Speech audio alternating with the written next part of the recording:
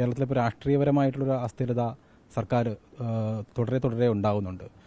CPI വലിയ ആവശ്യമാണോ ഉയർത്തിയിരിക്കുന്നത്? കഴിഞ്ഞ ഒരു മാസമായിട്ട് ADGPയെ മാറ്റണം എന്നുള്ള ആവശ്യം സംസ്ഥാന നേതൃത്വം സമ്മർദ്ദത്തിലാണ്, CPM സമ്മർദ്ദത്തിലാക്കിയിട്ടുണ്ട്.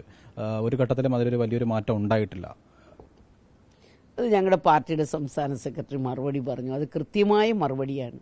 അത് ഞങ്ങളുടെ CPI ഒരു തീരുമാനത്തിലെടുത്ത പാർട്ടിയുടെ സംസ്ഥാന എക്സിക്യൂട്ടീവിൽ ഇത് ചർച്ചാ വിഷയമായിരുന്നു. അവിടെ ചർച്ച ചെയ്തിട്ട് പാർട്ടി സെക്രട്ടറി തന്നെയാണ് അതിൻ്റെ തീരുമാനം ഇപ്പോൾ പുറത്തു വന്നിരിക്കുന്നത്. അതനുസരിച്ച് തന്നെയാണ് ഞങ്ങൾ മുന്നോട്ട് പോകുന്നത്. മുൻകാലങ്ങളിലൊന്നും കേൾക്കാത്തൊരു വിവാദമാണ് PR ഏജൻസികൾ ഒരു വിവാദം വന്നിരിക്കുന്നു. പ്രത്യേകിച്ചും മുഖ്യമന്ത്രിക്ക് നേരെയാണ് ആ വിവാദവും ഉയർന്നിരിക്കുന്നത്.